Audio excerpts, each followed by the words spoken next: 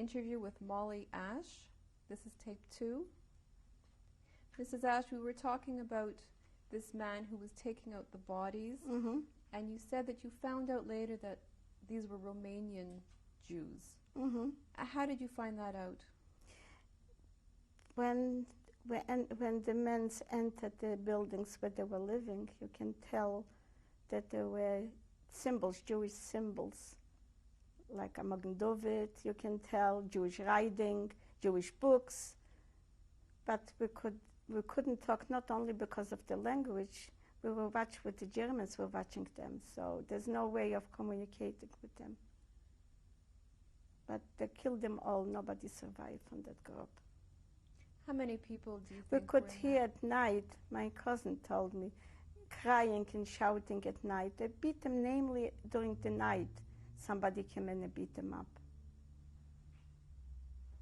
Did you witness any of these beatings? There yet? No. No, but I could see them walking during the daytime from one place to another, being like not caring. How long would they have been there A very before they short were time. killed? A short time. Maybe a couple months. A very short time they were killed. Since How they were many very people? intelligent people, according to the books and things were left there. Must have been a very high-class people. Did you go into this part of the ghetto and We're not see? allowed. No, we could not go in there. Only the men who took the dead people out, and later the people who cleaned the place out, they could see. No, I was not allowed to go there. When you found out that they were killing these Jewish people, did that frighten you? Of course, we were always frightened. We never knew what the next day will bring for us, but the fright was always there. Did you ever consider escaping? There's no way we could escape. Where will we go? Who will take us in? There's no way. Was the ghetto closed completely, or Completely were some closed, people with allowed? wires closed. There was a small group who was going out to work. A few men, on the fingers you can count. They were specialized in something. But after a while, they discontinued that too. So the ghetto was completely closed, and everybody worked within the walls of the ghetto.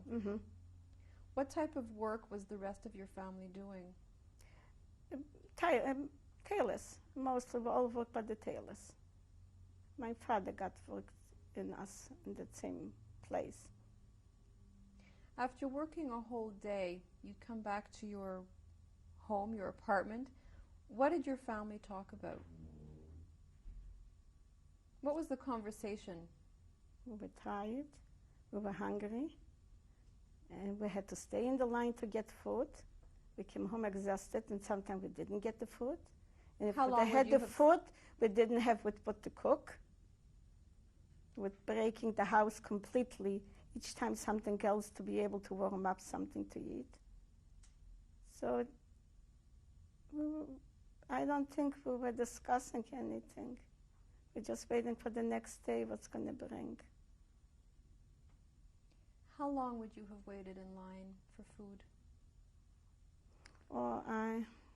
It depends how many people were stayed, and depends what they were giving up, what kind of food they were giving up. Most there was shortage. If you didn't go in time, you missed it, and then you lost.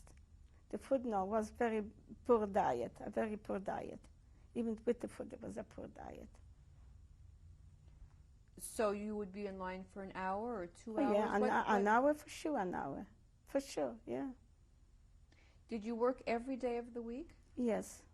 Not on Saturday, not on Sunday, I think. Sunday, no. I think every day. I can't recall exactly if it was but I remember we were working all the time. You had one day off a week? I think so. I can't recall, really. It's so long, I can't remember. Do you remember what you did in your spare time if you did have one day off? Yeah, there was really cleaning and washing, normal things that you would do. You had bathroom facilities? No. You had access to water? Outside was a pump. Can you imagine winter time to go and pump the water, and it was all frozen? That's the water, yeah.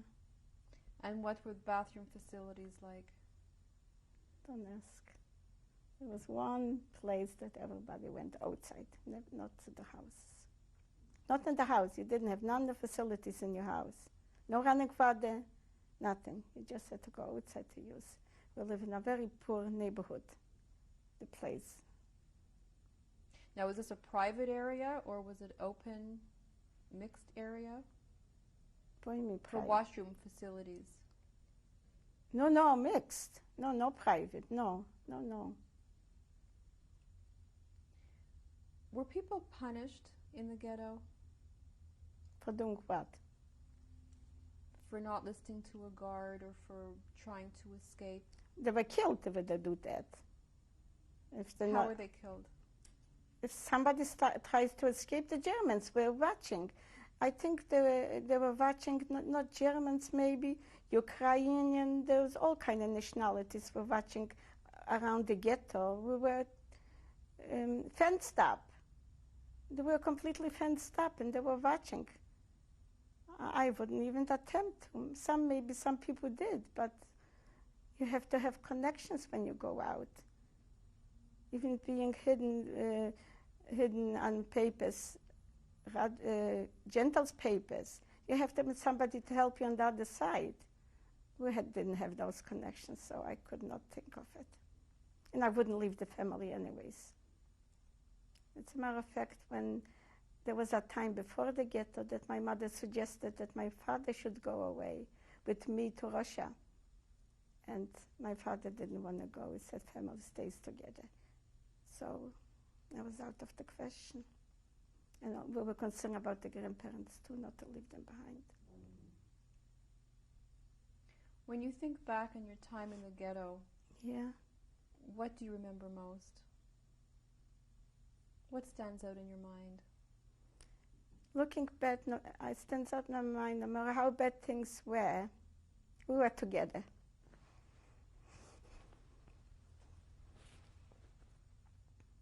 That's what stands out.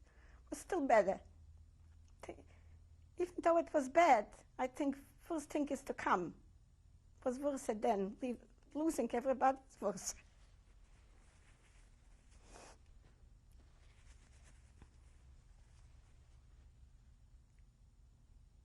When you say that things were bad in the Yeah. ghetto, Yes. what was the worst thing for you? Well, we were hungry. And we were still not sure of our future. They used still to come in. They were each time picking different people up and sending away. Even my family was together, so I was appreciating of that. But there was no assuring that tomorrow will be better. We didn't see any future, really. Just we were hoping, that's all, but there was no sign. What kept you going? What gave you strength to get through the days? We didn't have time to think. We didn't devote our time thinking. It was just enough time to be able to survive the day. Working hard and managing to survive the day was a task in itself. Did you continue to observe Shabbat and the Jewish rituals during that time? I think so. I think so.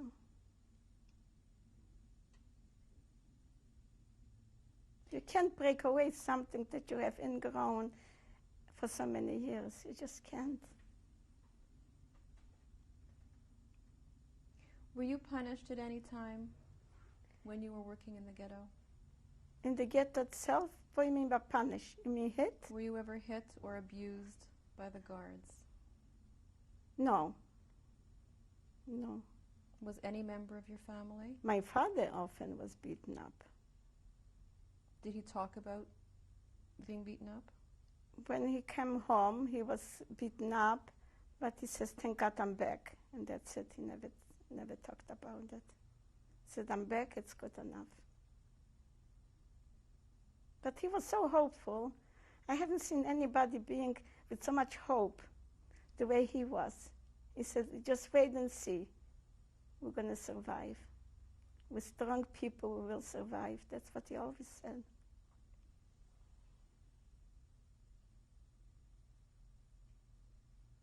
I have a friend that I went to the ghetto with her, and we keep very close up to this day. And if I see her, she still repeats, your father said, wait, wait, we're going to live to tell this to everybody. So it's always hope, and I think that's how you felt too. What is your friend's name? Sala, Birenzweig, Biren. Did you work with her? Yes. In the ghetto? In the ghetto, and we also were after the ghetto together in all the concentration camps. Is there anything else about your time in the ghetto that you want to share with us?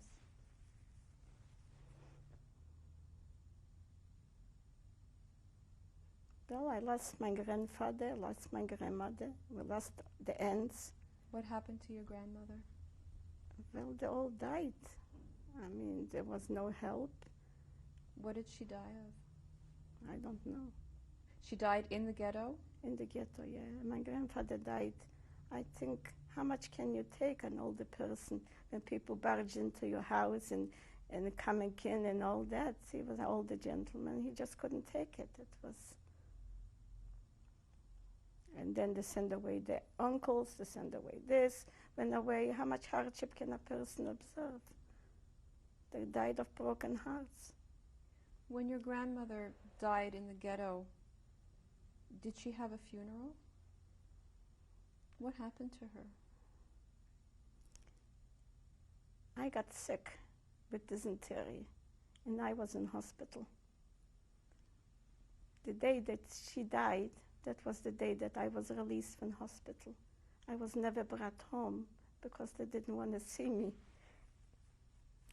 They didn't want I should see that the grandmother's gone. So I stayed with her aunt.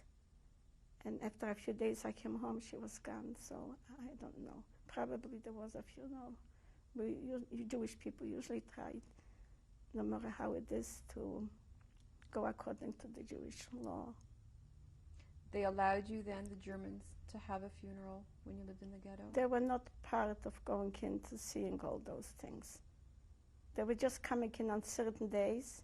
In other days they were asking Rumkowski, this was a leader from the ghetto, this many Jews I need for tomorrow or for 2 days. You provide them. So he provided them. So and occasionally they will come in the houses to look if we still have radios, but not on daily like it was before the ghetto. Not on daily like they were, a little bit different. You mentioned that you got sick and you were in the hospital. Yes. What was medical facilities like? Well, this was in the beginning. It was in 1940 when I got sick. My grandmother passed away 6 months after the grandfather, so it was very early. 1940, maybe early 1941, something very early in those years. So I was in the hospital at that time. I had dysentery. I was isolated from the family. And when I returned, she passed away that day. How were you treated, though, in the hospital? Was there medical attention available? Did you? Well, I got well, so they must have done something for me. I was very, very sick. As a matter of fact, when they took me in, I was completely illusioned. I was fainting. I just was very sick, but I pulled it through. Other times, a little bit later, they took all the people from the hospital. They sent them away. That was late in 1943. They took the hospital, everybody out, and they sent away. But I was early, so I was lucky. Did you ever get sick again? No. What would have happened if someone got sick once There was everybody... nothing. There was nothing, no medicines, nothing to help you. You had to use your common sense and hope and watch. I don't know. You got sick. Some people didn't survive to get sick. I don't know. It was cold. I still wonder today how I pulled through with such a cold, laid in Auschwitz with not dressed completely, no underwear and nothing, in cold winter. And believe it or not, I didn't get sick.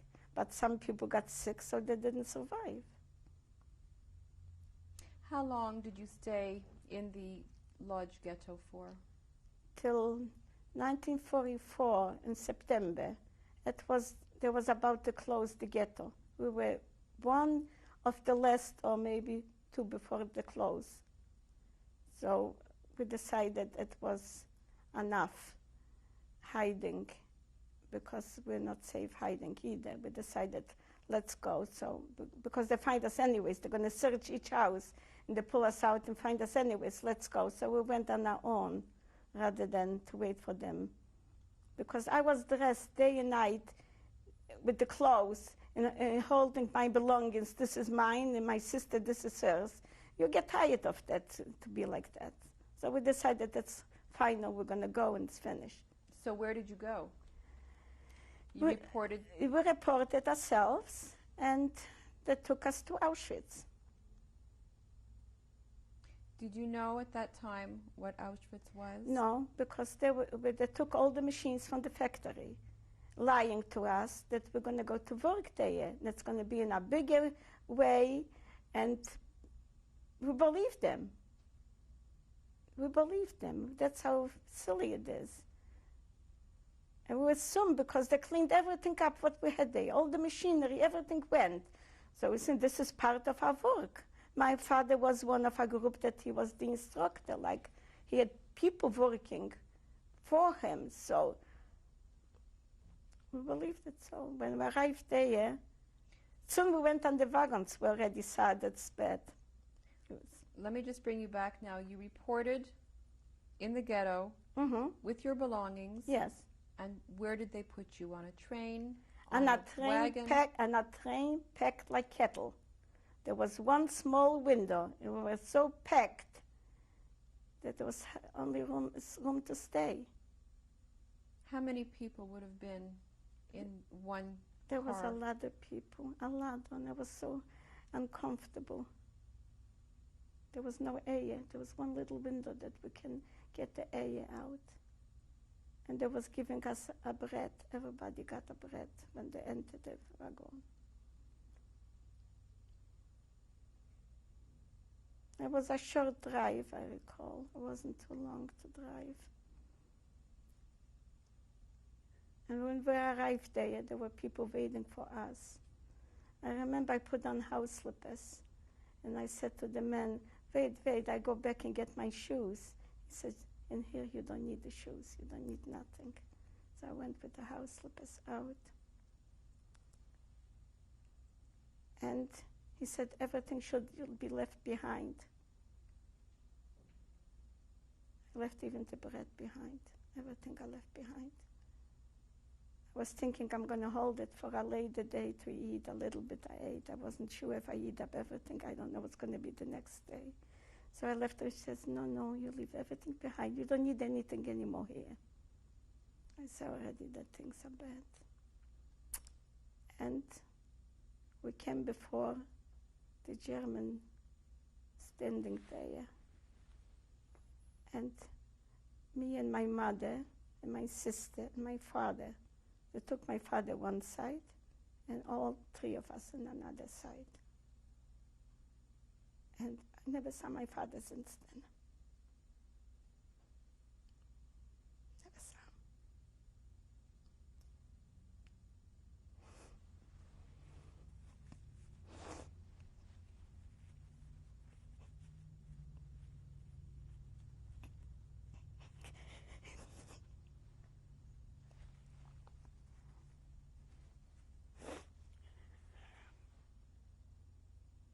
Where were your mother and your sister and yourself taken? Separately. We entered a room. There were girls standing there. No, first we entered the room and we asked to take all the clothes off. We're going to get a shower. I don't remember even, there was such a shock. It's such a tremor, just with so much anger, the way they shoved us around, that I don't even remember if we took a shower. I can't remember. But I remember they were putting us each one in a separate chair, and the hair was shaved off, completely shaved off the hair. And then we had to enter a big container. Was with a disinfecting solution, and we had to dip very fast. We came out, and then and this was September. It was quite chilly, and we had to stay outside like that, naked. I couldn't recognize my mother. I couldn't recognize my sister. We were all bald.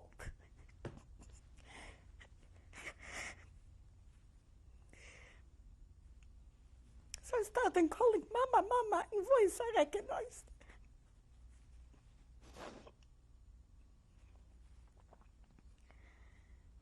We end up in a room, and they give us striped clothes and some wooden shoes. And they sent us in a barrack. And the way it was done with, how can we say, with such a rush. They shouted at us that you were already confused. And there was 3 bunks. I end up on the top. And you put your bunk shoes under your head, otherwise you're not going to have any shoes. And there was quite a few of us laying there in that bunk. Some this way and some this way. It was very crowded, I recall. And I felt like I'm in hell. It's not humid. And the guards and everything was with such a loud. Have you ever watched pictures, the way it's performed? Can you imagine in real life how it was, the shouting and all that? You were tremoring, just you looked around. It's just like we were, you don't treat even cattle like that. You don't treat with hitting, with shoving, with all that. And we were there, and each day we were not allowed to go out. We're not allowed to go to the washroom on our own when we wanted to go. Only when they took the whole group and they were standing, you have to go. It's very unhuman. Would you tell me about that, please? Well, you couldn't stay there a second. They throw you out. You have to go. One. And if God forbid you had to go at night, you were killed. And food, we were giving, there was a kettle of food, and they were giving a pot. Which one she got? She got a big pot, so that whole group had a big pot. It was a small pot, they got a small. So everybody get just one sip, and then the other one wants it to take. So it was very little food to eat. And I was there maybe 3 weeks, 2 or 3 weeks, something, a short time. Each day we had an appeal. We were called out very early in the morning, out, and we had to stay until daytime. They were counting us. I don't know what they were counting us. Day in, day out, they were counting, just like we were I don't know, something valuable. I didn't know they were so precious we had to be counted. But you had to stay separate. And at night, we kind of cuddled up because it was cold. Imagine with wearing a striped dress. I have no number, by the way. Those with no numbers were on time just to be killed because we were select every day. They were taking people out who didn't look too good to their liking, so we have no numbers. The people who were working had numbers. We were in Birkenau. It's another part, a part where it's not a working part. It's part of Auschwitz, but it's Birkenau. So did you know when you arrived that No. they're not having a number No, I didn't know that. I know now that the people with the number were working people. I know that. And I know they were trying each time to take out from our groups. The groups got less smaller. I know that they sent them away, we never saw them. Now I know where they went. At that time, I didn't know what was happened to those people. When you first arrived in Auschwitz and they took you to be shaved, yes. Who shaved you? Was it other prisoners? Yes, other prisoners. Did they say anything to No, you? no. No, they didn't say nothing. They were afraid themselves too. There was always Germans watching them. They couldn't say. Nobody was safe there, no matter who you were or where you were working. When you went to your barrack, Yeah.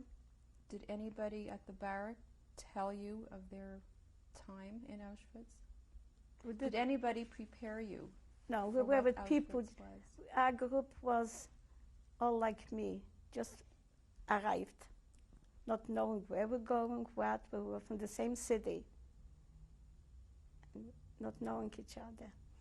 So we were staying, no clothes, no underwear, very cold, and we're cuddling up. And she was counting. Hours later, she came down and she was counting. And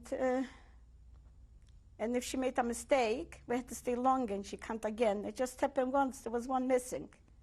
We had such a rough time. But thank God I didn't stay too long there. I stayed a couple of weeks, maybe the most is 3 weeks. I was sent to Bergen-Belsen. What happened during the appel when somebody was missing? We had to stay long until they find the people, but Did they they were missing. find them? Sometime. I don't know what happened, but they did. I don't know. Were people punished? Always punished.